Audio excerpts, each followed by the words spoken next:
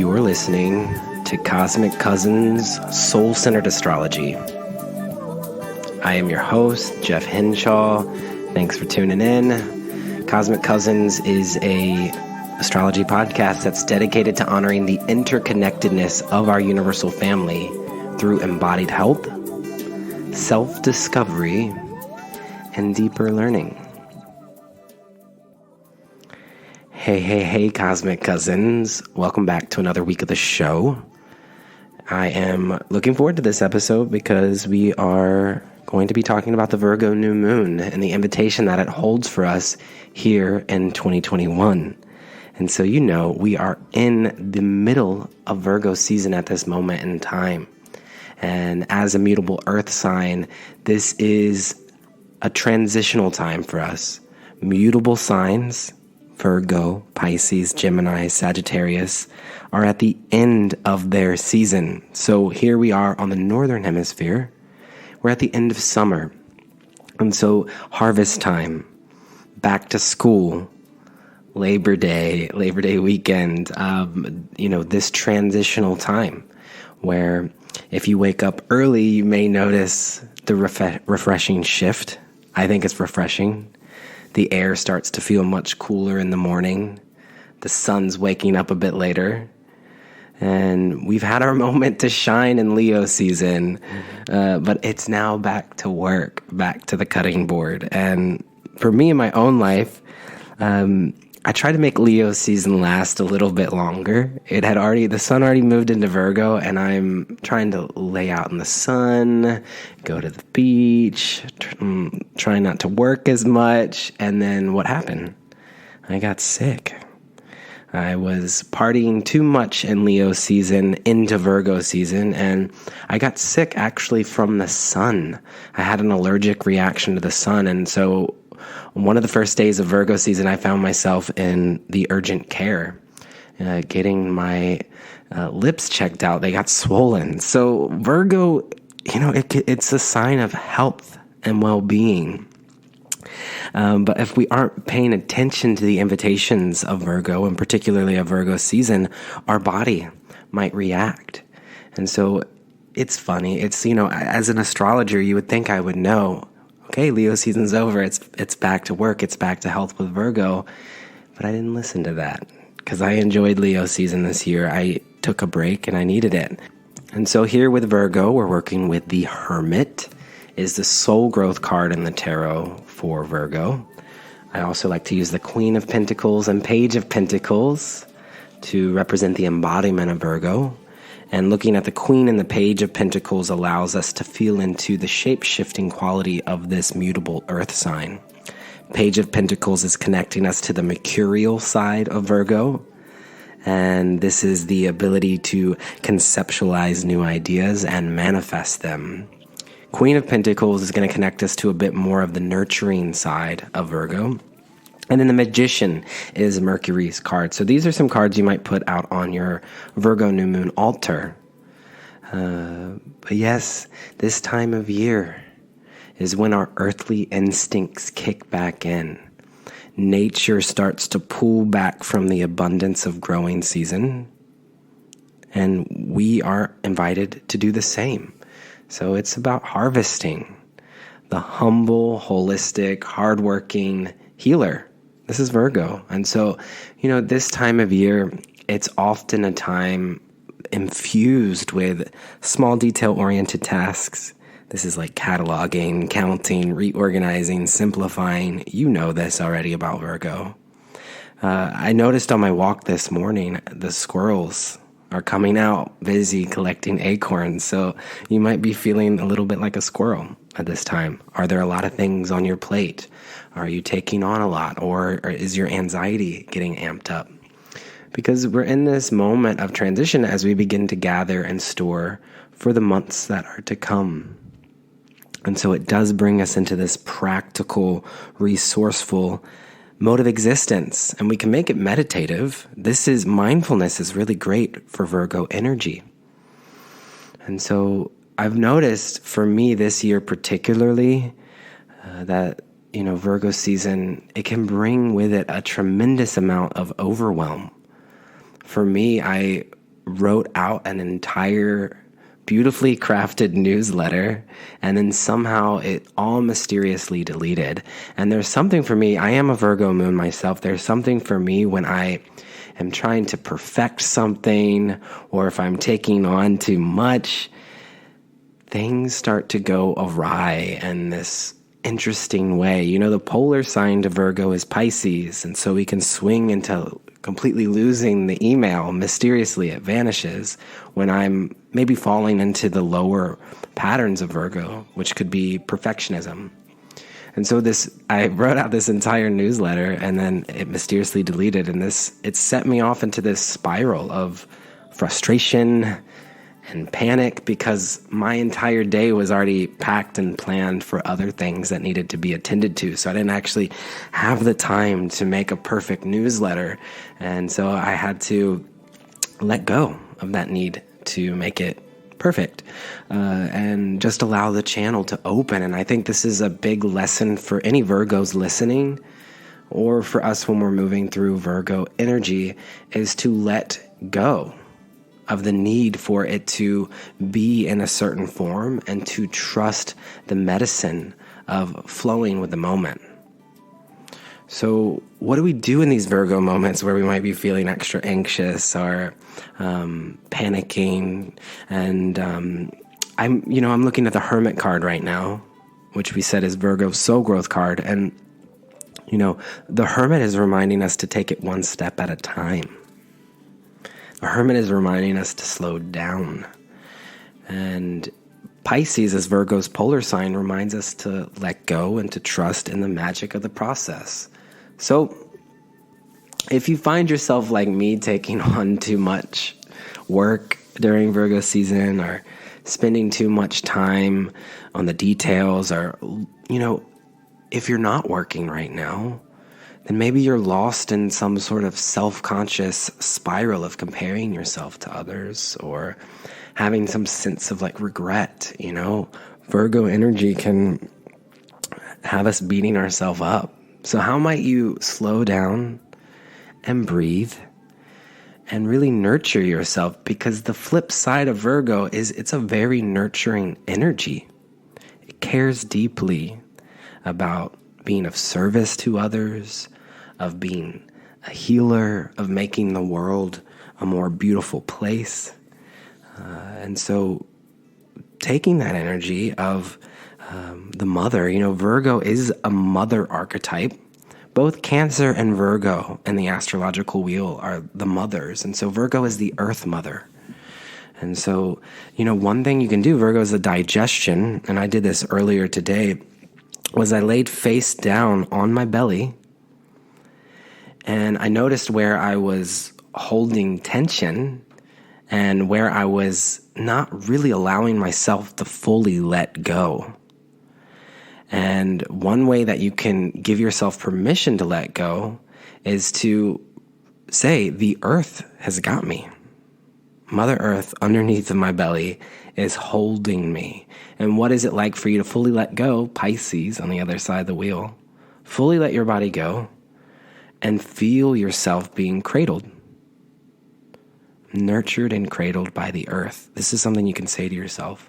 And so on this Virgo new moon, because new moons really invite us inward, how might you allow yourself to actually connect to the earth in a really intimate way, the earth as your mother?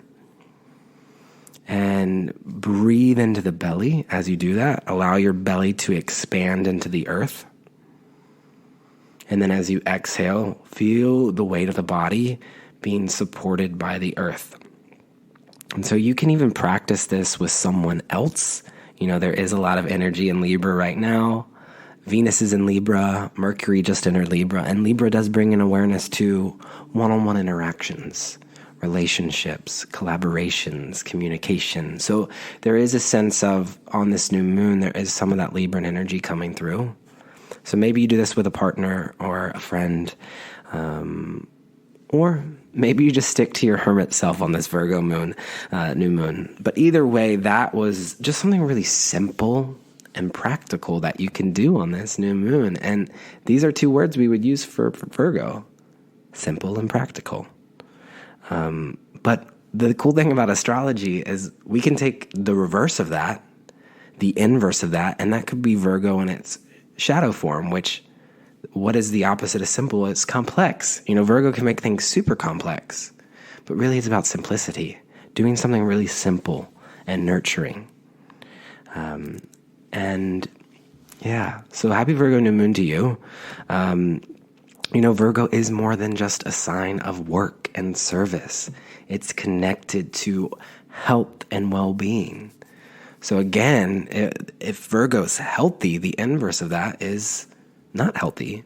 I've known quite a lot of Virgos who are sick often.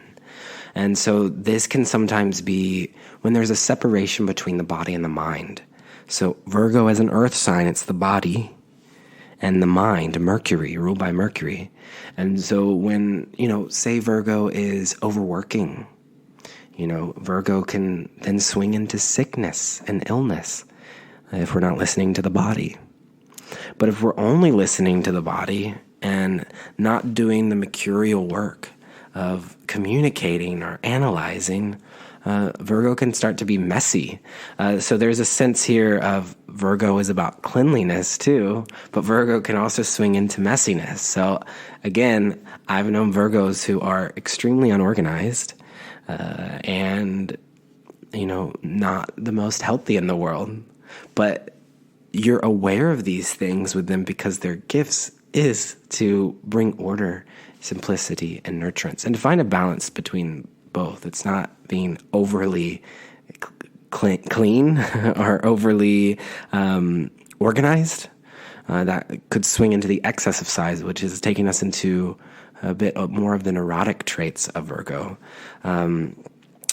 But either way, yes, Virgo is a sign of being productive and analytical, but it is important with Virgo to be mindful of falling into a trap of overanalyzing or, losing a sense of joy in the process of work and service. If we're working to the point where we no longer feel fulfilled by what we're doing, this is a time for us to tap back in and reconnect to what brings us joy. And it's showing up every day to something that you are devoted to. And, Pisces on the other side of the wheel is a higher power. Virgo connects to source consciousness when it is evolving, and it shows up to its work, its offering, its healing as a devotion of prayer for peace, Pisces. So we're building up to this. There's the Pisces full moon on September 20th, and this new moon is on September 6th. So no matter what time you're listening to this, these are the themes of all of Virgo season. But on the new moon, it offers us a time and space to realign with the humble healer that lives within us. We all have this humble, healing Virgoan energy inside of us, whether you are Virgo or not.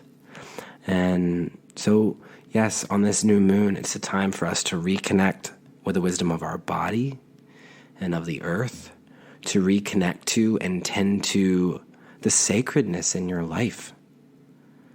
This can be through ritual. This can be through mindful presence. Even if it's just simple moments like going on a walk, is really great for Virgos. It's great for all of us, but Virgo needs its solitude and it's time to move the body so that it can process and assimilate things in the mind, because there's a lot going on. The hermit is walking, right? So that could be a nice, again, simple and practical ritual for you on the Virgo new moon, is to take a nice walk, barefoot if you can, connecting to the earth, kissing the earth with your feet, putting your belly on the earth, breathing into the earth. I want to invite you into the most practical and simple rituals here. So, also, if able, feed yourself food that nourishes the soul. Feed yourself projects and information that nurture your soul. And so, this Virgo new moon, breathing into the digestion. Again, it's at the 14th degree of Virgo, so you can look in your chart to see where that is. and it's on Monday, September 6th at 5:51 p.m. Pacific Standard Time. Again, all of this information that I'm sharing with you is in my newsletter, so if you'd like to receive a visual aid to these episodes, you can sign up for my newsletter. There's a link in the show notes. Or you can go to cosmiccousins.com and click on podcast, and then you'll click on this episode and you'll see some words that I've written, some links, some pictures and images. And so one of the images you will see is an image of my Virgo New Moon altar that is dedicated to the Asteroid series. So I'm focusing on series on this new moon for a few reasons. I'm deepening my studies. Virgo season is a time for us to deepen our studies. I'm deepening my studies and my teachings with Ceres this Virgo season, because Ceres is the mother of harvest and nutrition, which is connecting us to some of these Virgo themes. So Ceres is often holding a sickle, a tool for harvesting, and the glyph for Ceres is a sickle. And so I connect many of Ceres themes to Virgo, and I encourage anyone with strong Virgo energy or Cancer placements to get to know Ceres. Or if you are someone who works with the land, tends to the land, is a harvester, works in permaculture, land care, these sort of things, Ceres would be of interest to you too, and getting to know where that is in your chart. So if you're interested in learning more about Ceres, I do invite you to join me for this Virgo New Moon as we dive deeper into these topics. I have a new workshop download on Ceres, and it's called Transforming Grief Through Creative Power. Transforming Grief Through Creative Power. And I'm intentionally releasing this in ritual for this Virgo New Moon, but it will be available on my website always if you want to learn about Ceres. And so it is, Ceres, again, I'm going to be introducing the asteroids a lot on this season 8 of Cosmic Cousins, because I think that they really offer us vocabulary that speaks to what it means to be a healer, an artist, someone who is an empath and sensitive and intuitive. And the asteroids are taking us further into the themes of both Venus and the moon. They are different subsets of what some might call feminine energy. They are going to expand our vocabulary and our consciousness to incorporate more themes that really resonate with our heart. And so, again, Ceres is like a combo of Venus and the moon in many ways. And when we look at the glyph for Ceres, it looks like the Venus symbol, except you erase some of the circle and then it's just a sickle. But either way, a lot of this I'll be going into in the workshop download. But this would be a Virgo New Moon could be a good time for you if you don't know where Ceres is in your birth chart, and that's Ceres. If you don't know where Ceres is in your birth chart, this would be a good time to do that. And so I'll also put a link to an asteroid calculator so you can see where the asteroids are in your chart and the show notes too. So you can think with Ceres, it's like cereal. This is wheat. It's things that we eat to nourish ourselves. And so Ceres themes speak to the health of the body, nutrition, environmentalism, creative power, the cultivation of one's craft. Ceres is connected to motherhood and also adoption. But there's another side to Ceres, and so this is where the title Transforming Grief Through Creative Power came in, because Ceres is also connected to the natural rhythm of cycles and nature. So Ceres' story connects us to the underworld, connects us to winter, to grief, to illness, to hunger, to death, to the loss of a child, the loss of innocence. Ceres lost her daughter into the underworld. So there is this part of the story that is not just about harvesting, but also the end of the harvesting cycle into winter. So Ceres is connected to the wheel of the year. So part of Ceres' story in your chart is, how are you transforming grief through this harvesting process? So in this workshop Transforming Grief Through Creative Power, you'll get to connect with Ceres in your own birth chart to offer you deeper vocabulary on these themes in your life and to offer you insight in how you may be calling to transform grief through creative power. And so, again, this workshop is available on my website. It's $55.55. Or you can purchase all 4 workshop downloads for each of the 4 asteroids as a package. And so Virgo New Moon is Ceres. Then the Pisces full moon is Pallas. Then the Libra new moon is Juno. And then the Aries full moon is Vesta. So these are the 4 main asteroid goddesses that we'll be working with. And so if you want to go on this little journey with me this autumn, I would be honored to facilitate that journey of deeper studying for you. So yes, again, you can check out more details about this workshop at cosmiccousins.com. Under workshops, click on series. And what you'll see there is I list off everything that's going to be taking place. And I have some affirmations there for you to see if you have, for instance, right now, I'll read this one. So right now we have Ceres is in Gemini right now.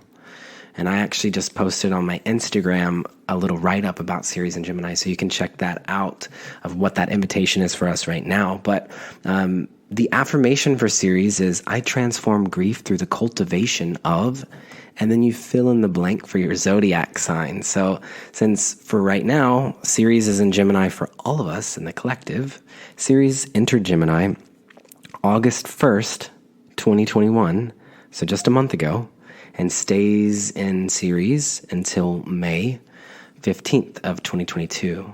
So this whole time period, we're transforming grief through the cultivation of communication, words, and siblinghood. This is Gemini. And I can feel that in my own life because I am cultivating a lot of communication and words right now. I have an apprentice right now who is working on transcribing the podcast episodes and workshop downloads. And so we're cultivating right now.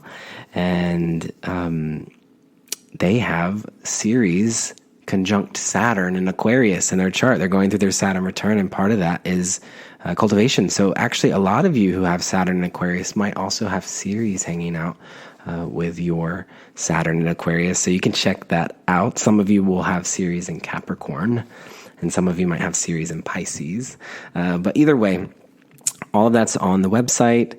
And one more announcement before we transition to the next part of the show is that I have one opening for a one-on-one astrology mentorship this fall, which is really cool because I haven't had an opening for that in a while. So if you're wanting to work with me one-on-one, you can go to cosmiccousins.com and click mentorship, and I'd love to hear from you. And at this time, also I have readings available too. So I would be honored to hold space for you with a reading. Okay, so at this time we're ready to transition into the second part of our show, which is a conversation with Courtney Wilder, who is a Virgo Sun, Pisces Moon, and Capricorn Rising. And Courtney completed a 12-week astrology mentorship with me back in 2018, and now has a successful business as an astrologer and business coach. And in our conversation, Courtney talks about her own personal connection to Virgo energy, particularly as a mother. And she shares about reading birth charts for businesses and actually looks at the birth chart for the podcast, Cosmic Cousins, which is really special and cool. And also, the day that this podcast is being released is Courtney's birthday solar return. So Courtney, if you're listening to this, we're sending you some solar return magic and love. So at this time, let's transition into this talk with Courtney Wilder.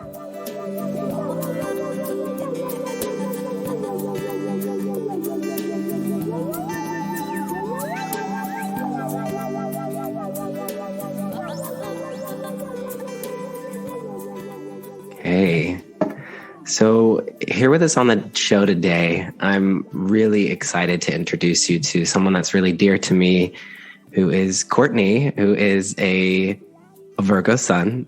Just first out the gate, we got a Virgo Sun, which is why you're here right now. Pisces Moon, Capricorn Rising. And you did a 12-week mentorship program with me back in, I think it was 2018. And now you are a successful astrologer yourself and business coach. And you are such an incredible living embodiment of Virgo, but also the Pisces Moon we really feel too. So I'm excited to introduce you to the Cosmic Cousins listeners, those of them that might not know you already. And yeah, so thank you so much for being on the show today. Thank you so much for having me here. It's such an honor. For the listeners knowing, when Jeff asked me to come on this podcast, my reaction was just to cry because I was so overwhelmed with just the love. Which I feel like I always feel that whenever we connect, whenever we talk, I just have so much love for you. So it was such an honor to be asked to come and speak with you for your community today. Yeah, so much love between us. And I feel we have a mystical connection, which is really cool. And it feels really sacred because, just to go ahead and get the elephant in the room out, is like you're on the other side of the world. So how does astrology work over there? I really want to talk to you about this. So like here on the Northern Hemisphere, it's Virgo season, and, we see all the squirrels out in nature starting to gather acorns, getting ready for the winter. And that always feels so Virgo to me. And it's like back to school for us. So what is it like to be on the Southern Hemisphere and experience Virgo through that lens? And what is it like to be a Virgo that is born at the end of winter? Still trying to wrap my head around this. Yeah. It's so interesting. I guess it's what you know, right? I can't imagine Virgo going into autumn. That just seems so bizarre to me. And so I'm in Perth, Western Australia, for those listening who don't know me. And we're very blessed here. Usually it's been a very wet winter. We've had our wettest winter in 29 years. So my little Virgo sun is struggling a little bit. But all of our native plants start blooming now. So they start blooming, as I sent Jeff a photo, the wattle starts blooming in Leo season, and the wattle is this bright yellow plant, and suddenly all the green trees that you just thought were normal trees just have become bright yellow, and it's fantastic. They're these little flowers, and they just look like the little circles of sunshine, and that seems so accurate for Leo season. And then Virgo season, the rest of the native plants begin to bloom because we're coming into spring, and it just feels like this introduction back into the world and this nurturing energy, and everybody wants to start being around each other again and going out more and being more connected and being out in nature because, the days are still coolish, but the sun is out and it's warm. So you'll see a lot of people down the beach, not necessarily swimming, but just soaking up nature, which Virgo earth sign, it just seems so natural and so normal for that to be like that here. The way you describe it, it feels a bit more of a sensual Virgo season on the Southern Hemisphere, or maybe that's just the flavor that you bring is sensuality. But there is something in this that feels, I'm just curious about, and I would like to live on the Southern Hemisphere at some point to just observe what riding the wheel feels like. And so for you, yes, you are a Virgo sun and you're coming up on your solar return. So happy birthday to you. You have a Pisces moon, which we said, and you're a Capricorn rising. So we're going to talk about these three different facets of your life while highlighting your life and observing your different offerings. And but for starters, on Cosmic Cousins, we like to do the personal myth making. And so do you know yours offhand? Oh my gosh, now you've put me on the spot. I know that my moon is a magical boat out to sea, building a future we can depend on, but I can never remember what Virgo's is. I think I change it every once in a while, but hardworking harvester, Virgo sun on a magical boat out to sea, Pisces moon, building a future that we can depend on, Capricorn rising. And from what I know about you and from what I read in your bio, that sounds pretty spot on. Would you say so? Definitely. Yeah. Definitely spot on. Yeah.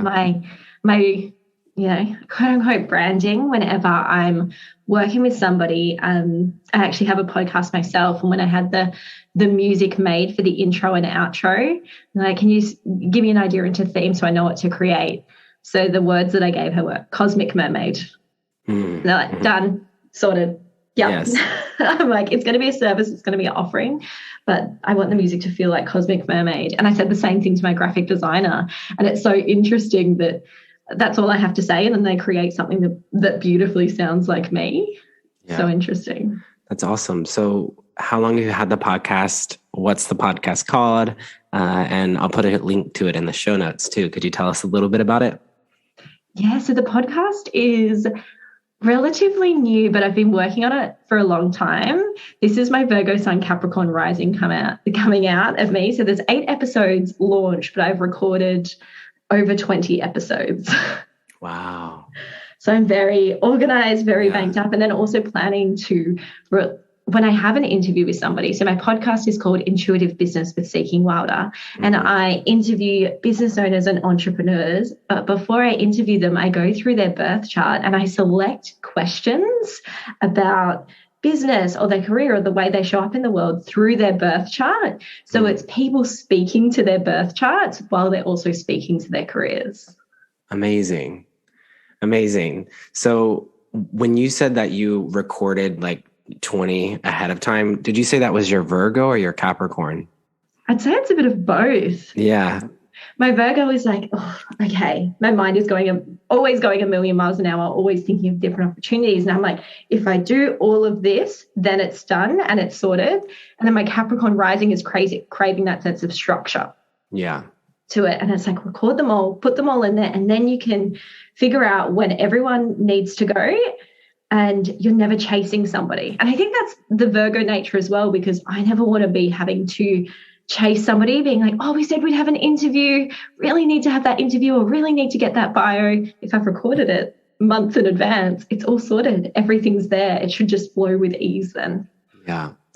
It's interesting you're saying this because as the personality planets this year have shifted into Virgo, kind of in Leo season before Virgo season this year. And I have started to kind of start building these sort of structures. Like I interviewed someone yesterday for the Pisces full moon coming up, and I'm trying to start doing that a little bit more. And I'm wondering if that is Saturn and Aquarius on my ascendant right now, giving me a little bit more of that Capricorn structure, and just realizing that I actually need that structure in order for things to flow more easily. And you know, that phrase of flowing easily, it was something I heard in what you were just saying when you were describing Virgo in the Southern Hemisphere, of this the changes of the season. Yeah. So there's like this mutable quality to Virgo that I am hearing reflected in what you're saying, is this ability to change and adapt. And for the listeners, they don't know this, but we were originally going to meet earlier this week, and I had a health flare-up come up, which is so Virgoan, very Virgo season to have health flare-ups. And you were so adaptable in your ability to say, okay, we can meet on Friday at the same time. So do you associate yourself with flexibility? Because you have these two mutable signs, Virgo and Pisces.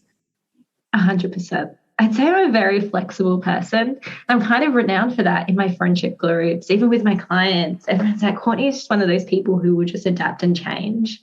And I find that it is really a blessing, because it also helps me to not take things too sensitively, because I also know it's never about me when plans need to change. If somebody can't make something or do something.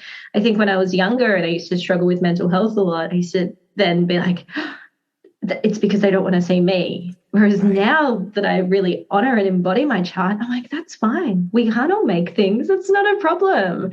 And I have like that adaptability and flexibility work so well. And it also, I find, really nourishes my friendships and also supports me in loving people unconditionally as well.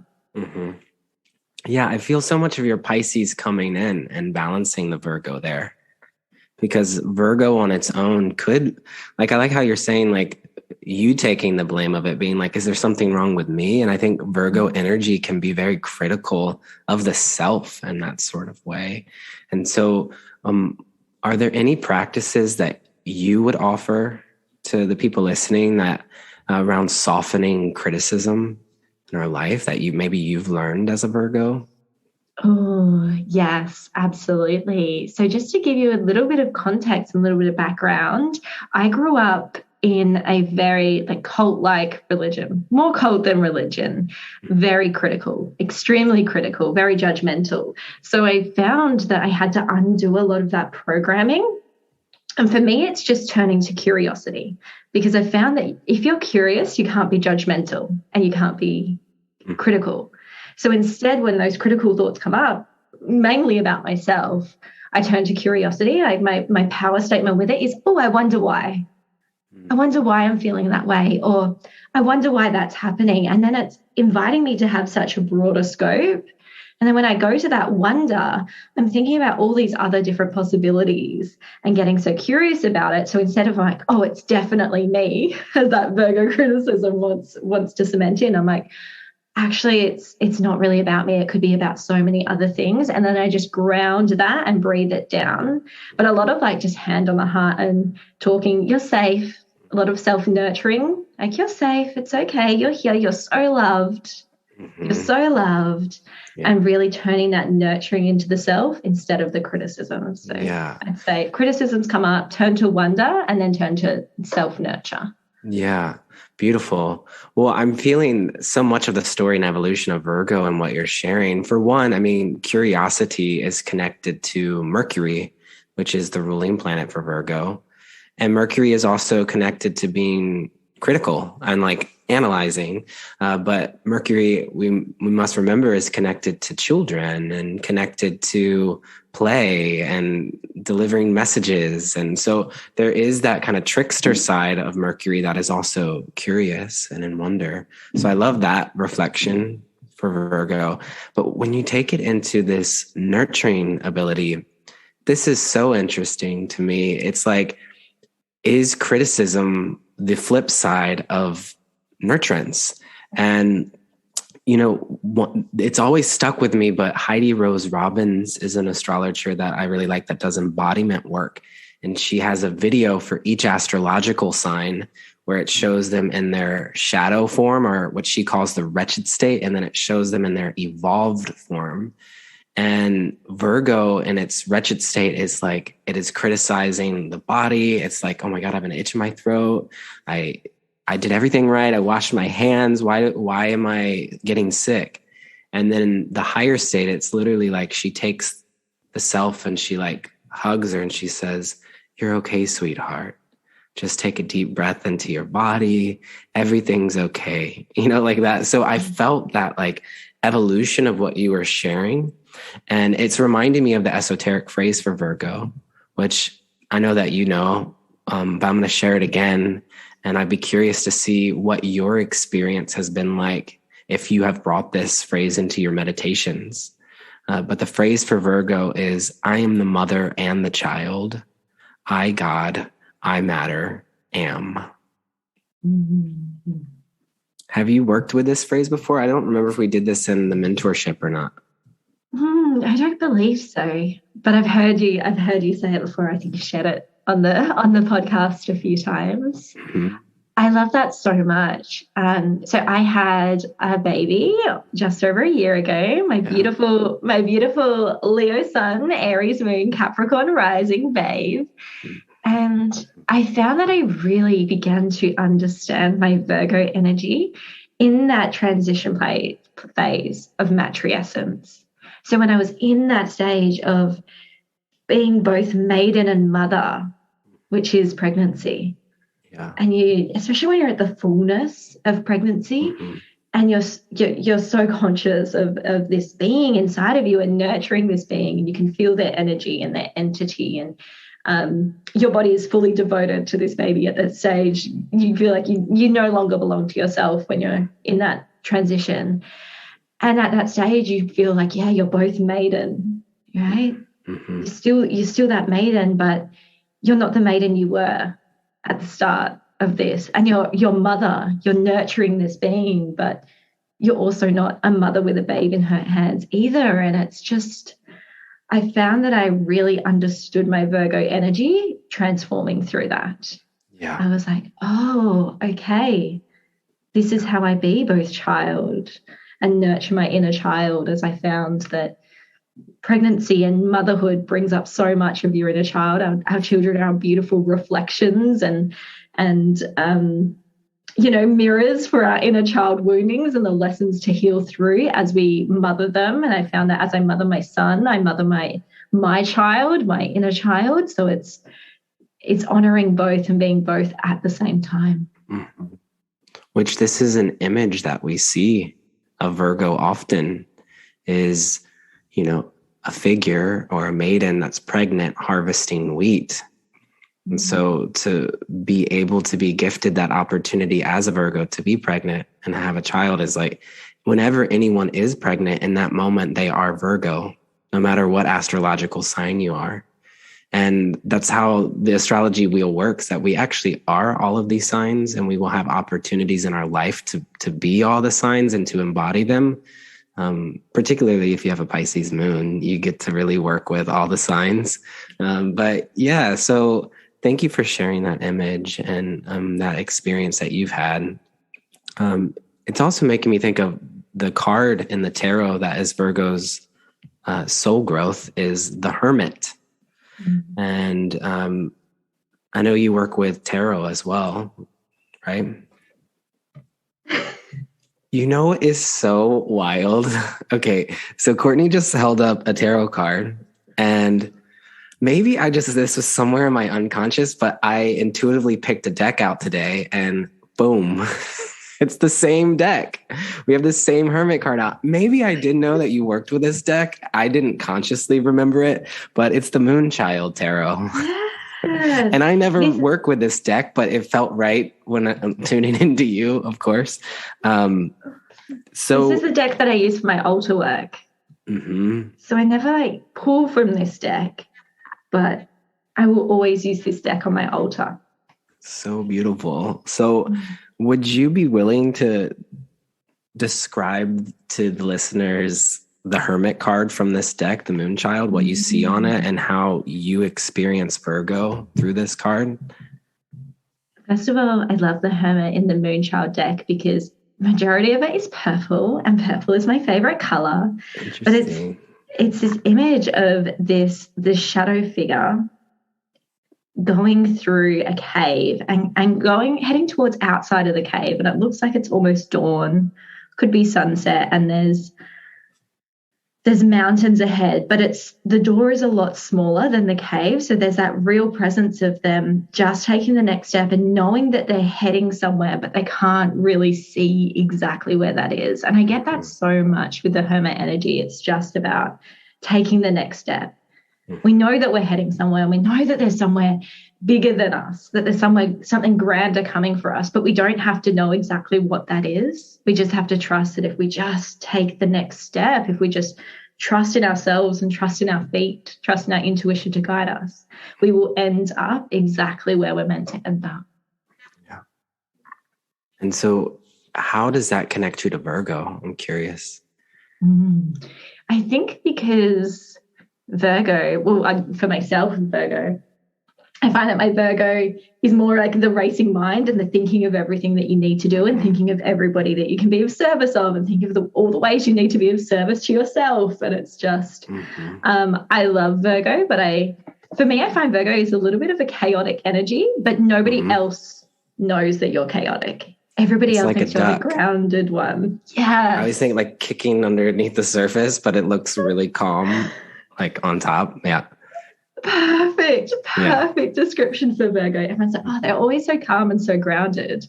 But also we are juggling so many things. We're presenting ourselves in calm and grounded, but really if you tapped into our minds, it's chaos in a beautiful way. That's how I feel today, to be completely transparent. This Virgo season is super activating me, and I have so many things on my to-do list, and I'm just like, one step at a time, which is the Hermit, right? It's just like, just go to the next thing on the list and you've got it. And like, make sure that you schedule in, I'm going to a yoga class this evening. I'm picking my dog up from doggy daycare. Like, I just have this whole, like, Just keep showing up one step at a time, and it'll be okay. Yes. I found something beautiful that supports Virgo energy so well. I'll show it to you. It's this planner, and it's called the High Performance Planner. Everybody recommend this. This is like the most Virgo thing right now, right? It's huge. It's huge. It's huge. And every single day is 2 pages. So it gives you the opportunity it's like a morning mindset and an afternoon and an evening mindset. Wow. But it's like, what are the top 3 priorities? And then there's like tasks that must be done today, but it also gets you into this energy of mindset with the planning, and you can time block. But I found it's really beautiful because as a Virgo, I want to write massive to-do lists, but the bigger the to-do list, the less you get done. Yeah. So instead, this is about connecting in with what's really important today, like that hermit energy. What's the next step? It's only like, what 2 things need to be done today? Yeah. What is that called again? Do those. It's the High Performance Planner. Okay. Cool. Definitely recommend if you need a little bit of planning in this Virgo season, but it's beautiful because it has the mindset questions, almost like journal prompts at the start of the day and at the end of the day. It helps me just get more intentional with my practice, but then, of course, I blend that with being like, what's the moon in? Where is that showing up in my chart?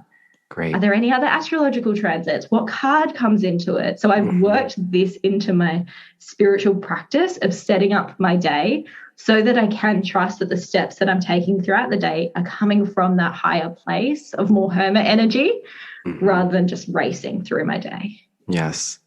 And I'm feeling the balance of Pisces here too. And this is what Pisces teaches Virgo, is to make sure that there's the magic and the spirituality. And so when we blend the 2 together, Virgo starts to create ritual, and that it's not just something to do on the to-do list to mark off, but that it is nourishing the soul and that it is a sacred devotion to show up, even if it's like to interview you. Like, this is a sacred moment that we get to connect, and what a joy it is. You know, it's not work. This is true connection. And Pisces teaches Virgo that. And yeah, before we transition into talking about Pisces and Capricorn, which Pisces is just coming up inherently, I do have a question that was sent in from a listener. And so this is from Brian in Seattle. Brian writes in and says this: Virgo is my most difficult sign. My mom and brother are both Virgos, and they both seem very emotionally distant at times.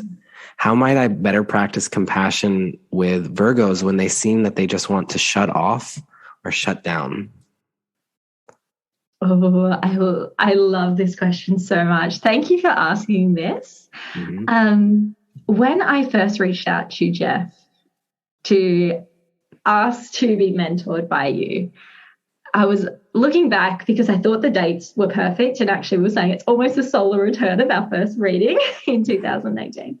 And my email to you was, I don't resonate with my Virgo at all. I didn't believe in astrology because I didn't resonate with Virgo. I didn't like Virgo. And then I found out I was a Pisces moon, and that opened me up. So I understand the not you're connecting to the Virgo, because I had that in myself. But I find as Virgos, because we do want to nurture others, but sometimes we don't know what to do with that. We can become overwhelmed easily. And when we're overwhelmed, we want to be in our own energy. We're hermits. We want to pull back and we want to process within. Yeah. So the most loving thing that you can do for a Virgo is allow them to turn within and process. It's not that they don't love you. It's not that they're pulling away from you. They're just recouping their energy, grounding themselves down, and learning what is true for them again, because they've been so overstimulated and so overwhelmed by the world that they need to turn within to process. So the most beautiful thing you can do is just remind somebody that you're showing up with love, and then also just gently remind them to self-care. And not be like, you need to do this or you need to go and see someone. More like, do you want to come for a walk with me? Yeah. Can I cook you a meal, a really nourishing meal, something where you can be of service to the Virgo while they're processing, while they're doing that inner, and not expecting them to be as vibrant as they usually are when they're, at their peak of being able to be out in the world. Yeah. I love these suggestions. It's making me feel like Virgo's expression of love is acts of service. And then it might, like, the emotional distance, like maybe they also would like to help you with something. I think of like a friend that I have that's Virgo, and I think of me that's a Virgo moon. Honestly, it's like I connect most with friends if they're like, hey, I'm moving to a new house. And I'm like, let me come help you declutter and pack up and let's do it. Let's go. Like those are moments where I really shine as a Virgo moon. But also, I like that you're talking about giving the space for them to process. And Virgo is connected to the digestion. Virgos are taking in a lot, not just food, but also the things going on in the world. And so I think of right now, we have Neptune in Pisces. Neptune's been in Pisces since 2011. And so that is such a vast, mysterious, like, can seemingly chaotic energy at times where there's just so much psychic downloads coming through, spiritual awakenings, conspiracy theories, what is reality? I don't know. Where am I? There's so much Pisces with Neptune and Pisces in the sky right now. And so all the people with Virgo in their charts have that Neptune and Pisces opposition at this time. And so Virgo could be overwhelmed at this time, and but also could be really holding it down and creating offerings that are healing for us at this time to bring us back into alignment with the health of our body. But yeah, so much what you were saying was medicine for me to receive, because when you said that, I was like, I kind of always like associate my Aquarius needing space to process. And then when you were saying this is Virgo too, I'm like, oh gosh, I get the double whammy of really needing the space, like the cosmic space, but also the space to be in my own vibration as a hermit Virgo. So beautiful answer. Thank you for that. Yeah. So we've been talking about Pisces moon quite a lot, actually. It just comes up naturally with you. So maybe what we'll do is shift into your Capricorn rising, which has come up a little bit too. It's kind of hard not to talk about all of the big three, but this is from your bio. I want to read it. Courtney uplifts and empowers business owners to reconnect with their soul's calling, to make aligned decisions, creating abundance and flow. Courtney is also a firm believer that every business has a larger legacy and impact to fulfill, and inspires her clients to dream bigger, often awakening radical change and growth and all those who work with her guidance. Boom, boom, boom. Yeah. I mean, major Capricorn rising feels. Do you remember when you first learned that you were a Capricorn rising? Like, what was that? What did that feel like for you? I think it was when you did a reading for me. Mm-hmm. Yeah. How has that shifted your understanding of your astrology? Massively. Yeah, massively, hugely. And I think because I've always been such a hard worker, in the sense of I was always that person who had 3 jobs at once. Not necessarily because I needed the money, more just because I couldn't say no to work. Mm-hmm. And because I was really good at it. And my thought was, if I'm good at something, I may as well just keep doing it. And I'd give my all, and I'd really like lift up a business. And then I'd be like, oh, I'm done with this. Okay, next thing, I'm bored of it now. Yeah. Is that your Uranus in Capricorn? So I'm looking at your chart right now. I use Placidus calculation. So what I'm seeing is Uranus, Neptune, and Saturn in Capricorn in your 12th house. Is that how you work with it? Yeah, 100%. Okay. Yeah. So I'm feeling some Uranus in Capricorn there, radical, like you use that in the bio, actually. You said, what was it? Inspires awakening radical change and growth. But it's around business themes of Capricorn. And then we see Neptune, which brings in the spirituality, the mysticism, the magic.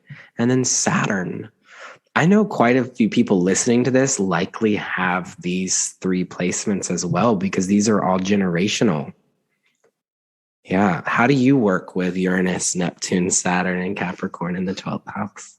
Oh, it is a lot. It is a lot, my friend, but I love it. I love it.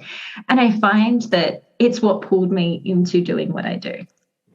I love working with other businesses, but I love supporting people in connecting ritual and spirituality, making it practical. My whole thing is practical spirituality. I always say that you don't even have to believe in astrology to work with me, because the tools that I'm giving you, even if you don't 100% believe them, just like I get my clients to work with the new and the full moon and their birth charts. And I'm like, but even just that practice of connecting with a certain area of your life twice a month is going to create so much change, because it's going to bring so much intention into your life. So even if you don't 100% believe that that part of your chart of your life is being highlighted by the current astrological shifts, it doesn't even really matter, because it's more the practice and the ritual of connecting in with yourself, of understanding yourself deeper and doing that work, that is where the magic lies. Mm-hmm. And I find that's where like that blend of the 12th house pulling me into the ritual and the spirituality and the sacredness, but then it's balanced with the Capricorn of being like, okay, how do we make this accessible for everybody and the structure for everyone to build their lives upon? Yeah. Beautiful. I'm also like, I think a 12th house sometimes is like a place that we might retreat to, or like it could be a temple. Anything that's on the periphery of society that's kind of like hidden away. So when I see Capricorn here, I'm almost like, are you building a temple or a retreat center? That could just be a metaphor too. But especially as a Virgo sun, Virgo, I think of as having a devotional place to tend to the craft or whatever Virgo is working on, So yeah, you work with people as a business coach, and you pull up the chart of a person's business. And what does this process look like? I'm curious also, I'm going to kind of put you on the spot a little bit. I have Cosmic Cousins birth chart, and I'm coming up on the 4-year anniversary, which I saw your business just had its 4-year anniversary as well. I was curious if maybe we could look at Cosmic Cousins birth chart, and you could maybe give us a little taste of what you might do with a client when they're looking at their business's chart. Yeah, I would love that. Definitely. That would be so much fun. 100%. Cool.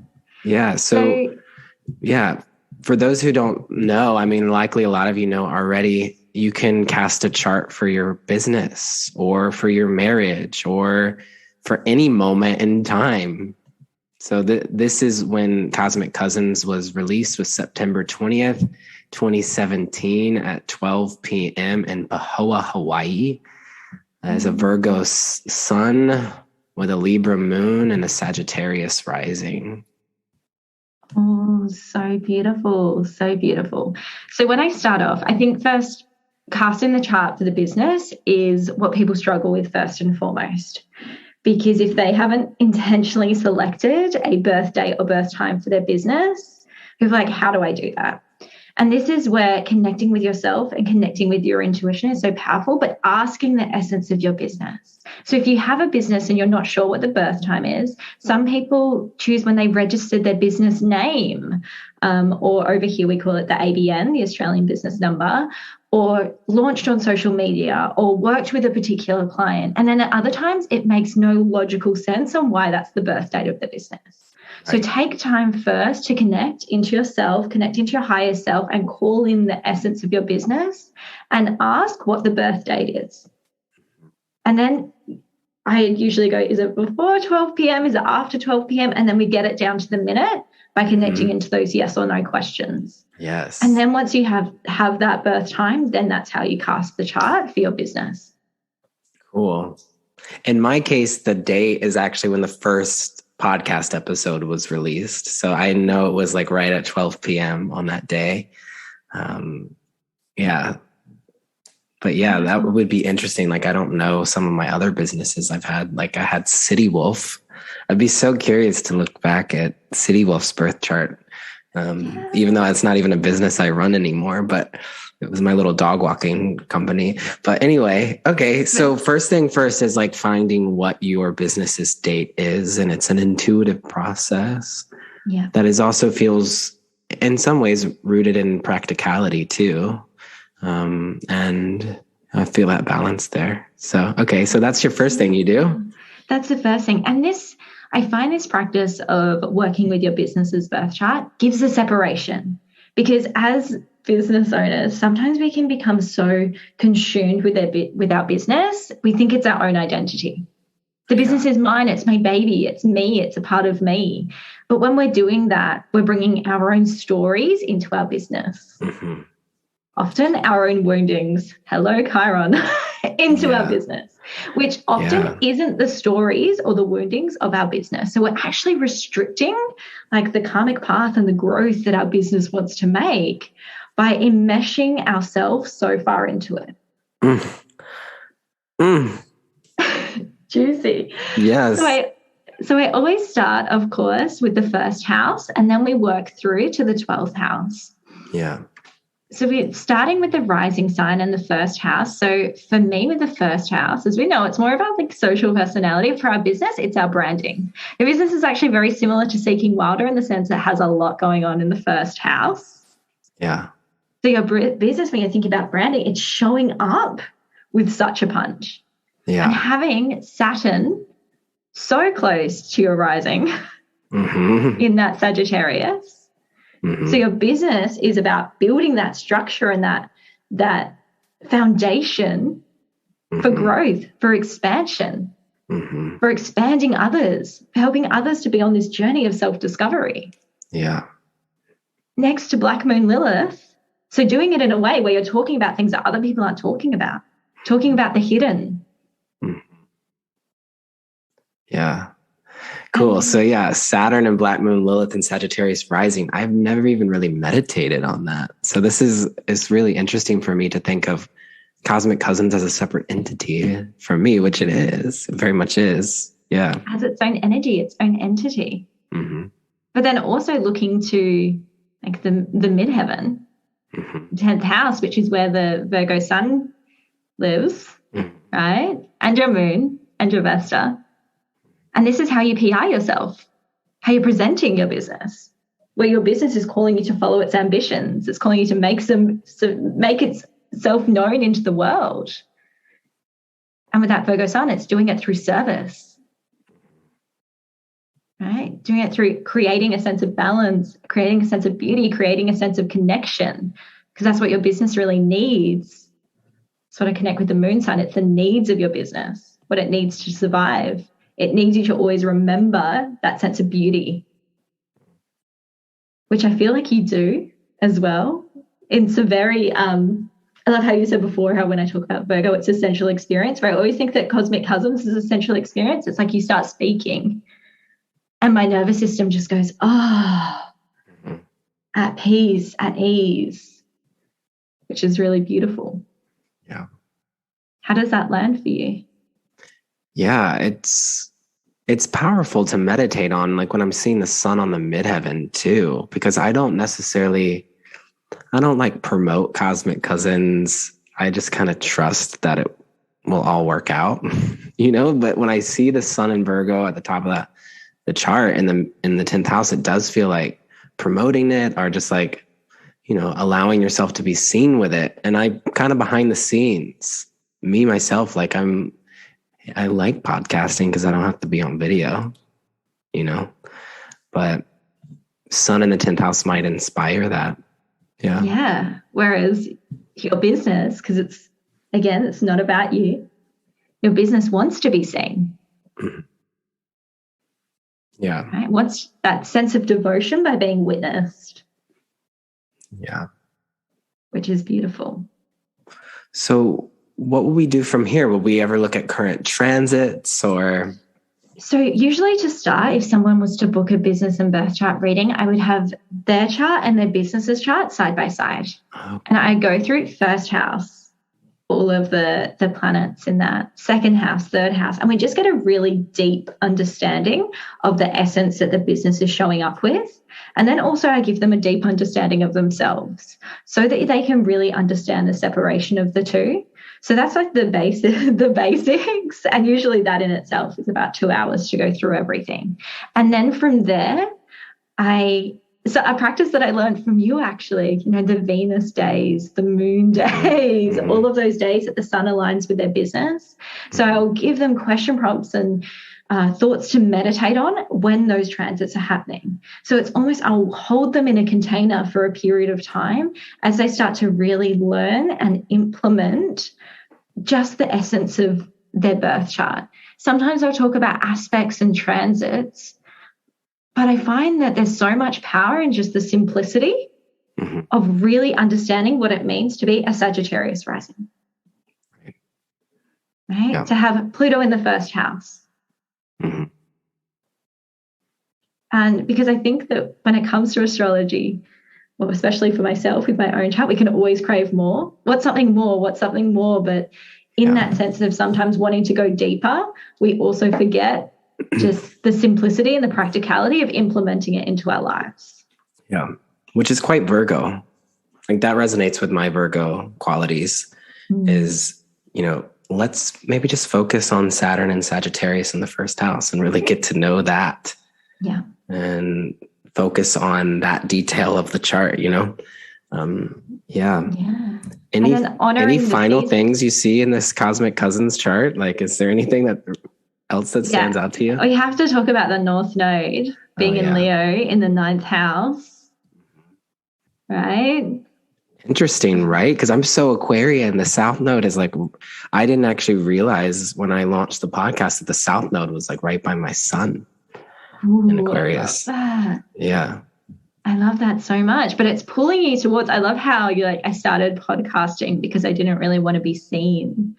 But by looking at Cosmic Cousins' birth charts, it really wants to be witnessed. It really wants to be seen, and it wants to be seen as this teacher. Yeah. As this leader, especially having that sun so close to the midheaven, as this leader, as this teacher, and it's so motivated by sharing with others. Mars in Virgo, for being of service to others' personal development journeys. Yeah. Through its education. So interesting. I'd be curious to know, because I took like 5 months off from the podcast and I just relaunched this past month. And I'm going to take some time to look at this chart of the business and see if I can see that present there. Yeah. Where you were called to turn inward. Like where was being highlighted? Well, I know the South Node's been in Sagittarius, so that could be some of it with a Sag rising. But either way, I'll share the Cosmic Cousins birth chart up on the website under this podcast episode. So if you want to check it out and if you see anything in it, I would love to hear from you. Yeah. So, and if people have a business and they would like to book a reading with you, are you currently taking new clients? I am, absolutely. You can head over to my website, seekingwilder.com, or just honestly reach out to me on Instagram. DM me. I love a chat. Yeah. So I'll put a link to your Instagram and website in the show notes too. And it's really cool to see the way that you're embodying these energies. And we're kind of coming close to the end of our time together. And, one way that I really like to close out is to bring it back to why we're gathering right now, which is the Virgo New Moon. And so while we're recording this, the moon is waning towards the new moon. So we have a few days. The new moon this year is on September 6th. At least where I live. It might be on September 7th where you live. September 7th where I am at 8:51 a.m. Yeah. in Perth. Yeah. So part of my ritual on the new moon is I will build an altar to the energy of that astrological sign. And I'm curious what you might do on a new moon. and particularly a Virgo new moon, and what this Virgo new moon is bringing up for you. Same. I build an altar. My altar work starts at the start of the astrological season. So as we transit into Virgo, and then I keep adding and taking away throughout Virgo season. And then for the new moon, it's when I really start to turn inwards and to set intentions for myself and for my business, depending on what Virgo is highlighting for my business as well, because my business is very different to me. My business is a Leo Sun, Leo Rising, Scorpio Moon. Oh, wow. Yeah. That's J-Lo's combo. Oh, yeah. That's so cool. Oh my gosh, that's so cool. I didn't know that. Listen to some Jennifer Lopez for your business. Yes, definitely. And I just ask myself, what am I wanting to create here? What in this area of my life is working? What am I saying thank you more please to the universe? But then what am I also calling in? What am I also creating? What am I also cultivating? And I really feel into it. And then on the new moon, I write a new script for my life, for that area of my life that's highlighted. So it'll be like, I wake up at this time. I feel like this. It looks like this. And I go into a lot of detail for the first 2 paragraphs and whatever my intention is set. So I'm like scripting my current reality. And you do this for every new moon, or is this the Virgo new moon? Every new moon. Wow. So beautiful. That's an incredible invitation for us, particularly it's very Virgo, actually. Yeah. So maybe we'll each share something that we have on our altar, because I see you kind of looking over to the side. Like, are you looking at an altar when you do that? Yeah. I have 2. Yeah, so maybe we'll present an altar item to our virtual altar that we're creating here. Yeah. Yeah. Oh, I like all of them. Okay, this is actually my early birthday present to myself, and it's perfect. It's a tarot bag that's embroidered, and it's Virgo. Oh, wow. Beautiful, purple. Velvet purple with embroidery, this gold embroidery to honor Virgo. Wow. And what do you keep inside the bag? My tarot cards. Oh, your tarot cards. Yeah. Yeah. Cool. And so this is the Line Strider tarot. So these are the tarot that I use for my clients. Yeah. For my client sessions. Beautiful. And what deck do you use for that? The Line Strider tarot. Okay. Great. I have a lot of decks, and I find each deck I use for a different purpose. Like, I'll interview my deck and ask the deck how it wants to be used, and that's like the Moonchild Tarot wants to be used for altar work. The Lion Child Tarot wants to be used for clients, and then other decks that I have want to be used for personal practices or different things. But also something I have on my altar to honor this conversation today that was actually on my birth altar. So when I was preparing for the birth of my child, in that matriessence energy we were speaking about, I put this card to honor Jeff because I felt called to. So this Knight of Pentacles from the Moonchild deck. Yeah, so I'm the Knight of Pentacles in the Moonchild tarot, and it's back when I had a man bun. Yeah, and I use Knight of Pentacles to represent Capricorn, but it also feels quite Virgo too. Yeah. Oh, that's sweet. I don't think I've ever drawn that card from the deck, like when I've used it, which is really funny. Where am I? Yeah. Cool. So we're charging up your new tarot bag for the Virgo new moon. Yeah. And what item do I feel drawn to? So this is gonna funny here. I have this corn. I have actual corn on my altar right now, and bread. Wow. I have these very physical items right now because I'm meditating on Ceres, because I'm releasing a workshop download on the new moon for Ceres, which is the mother of harvesting and nutrition. And we didn't talk about the asteroid goddesses much in our conversation, but you do have a Ceres hanging out close to your sun. You just recently purchased a asteroid goddess reading with me, which is what sparked our inspiration to meet for this conversation. And you got to learn about the asteroids in your chart. And I did want to check in with you to see like maybe if anything's unfolded about the asteroids in your chart or in your life, or any new downloads, and particularly Ceres. Yeah, absolutely. So everybody book yourself an Asteroid Goddess reading with Jeff. Go and do it right now. It was amazing. Will blow your mind and just deepen your connection with yourself and your practice. It was so delicious. So for myself, connecting with the Asteroid Brothers is then connecting with Ceres, which we talked about cycles. And we also talked a little bit about grief. Yeah. Because for me, Ceres is in my 8th house, next to my sun, near my Mercury as well. All this Virgo, this beautiful Virgo energy that I have. So I have really been feeling into those cycles in my life, and the cycles of death and rebirth. And I've lost a lot of people that have been close to me in my life, but I've been really meditating on who I have become after each death, whether it be a death of my own just personality and things that I'm going through, or a physical death that I've gone through in life, and really honoring what I harvest, what I cultivate from each one of those lessons of death, and how it's expanded and nurtured me and grown me as a human being and as a soul. So it's been a really interesting invitation to look at that cycle of grief that I've experienced many times throughout my own life in a completely different way. Yeah. Beautiful.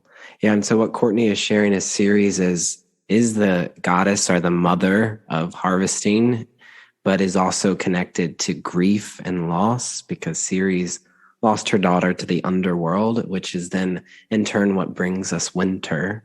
And so Ceres is about the cycles of nature as well, within that cycle of abundance and of nature. So yeah, and you have Ceres next to your sun, 6 degrees. So if we're using an 8-degree angle for looking at conjunctions, we would say that Ceres is conjunct the sun here. And so the light that you shine forth is Ceres. Like, you do bring a deep well of understanding of the cycles of life.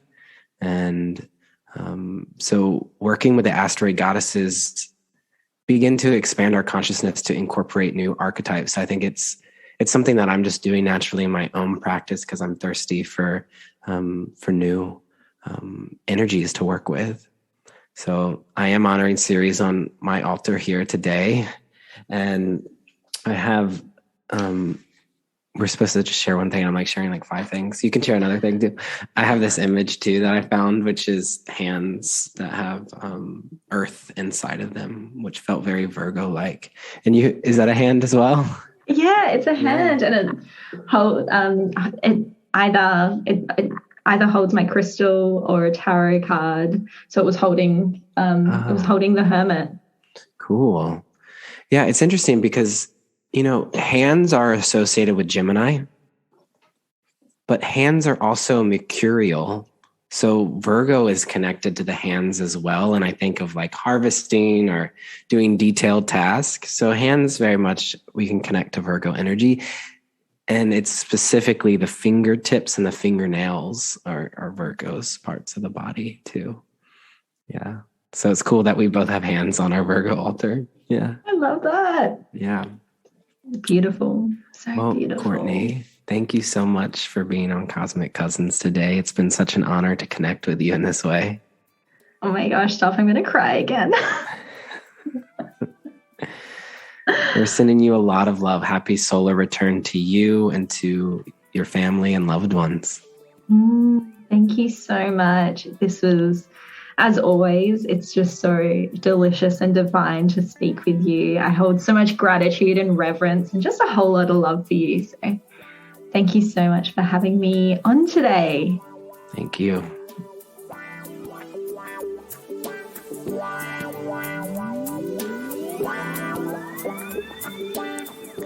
If you made it this far in the episode, thank you for sticking around. Again, my name is Jeff Henshaw. I am an astrologer and teacher, And I have a new workshop download series out on the Asteroid goddesses. I have astrology readings available. And if you feel called, please leave a review if you're listening on iTunes. I know that there's that option to leave stars and a comment review. And I would love to hear from you. I don't know if I've heard from any commenters on this new season. I know I dropped off for about 5 months. So thank you for still being around if you're still interested in my work and still riding this cosmic wave that is Cosmic Cousins. So if you could leave a review and let me know what's going on out there. Actually, there is a recent review. Someone just wrote in and I'll read it to you. Satini Weenie. Satini Weenie writes, chock full of info and wisdom. You can really tell Jeff knows his astrology. I'm learning massive amounts of info and loving every second. The insight is powerful, relatable, and beautifully open to interpretation. I love the deep connections to both personal life and society or the collective as a whole. Jeff is a great communicator and has organized his work in a way that is thorough, well put together, and most definitely interesting. His work with the tarot also brings in a unique spin and offers plenty of divine reflection. Highly recommend for astrology lovers. That was such a cool comment to read here for the Virgo New Moon. I really appreciate that they say I'm a great communicator and that I'm organized and put my work in a way that is thorough. So appreciate that. Thanks for seeing me and thanks for seeing my Virgo Moon. Celebrating all of you Virgos out there. I'll see you next time for the Pisces full moon. And we'll have a musician on who plays ambient meditation music. And so the Pisces full moon in 2 weeks will be nice and meditative for us and transcendent. So looking forward to that. And I'll see you next time, Cosmic Cousins. Take sweet care. And remember, deep breaths.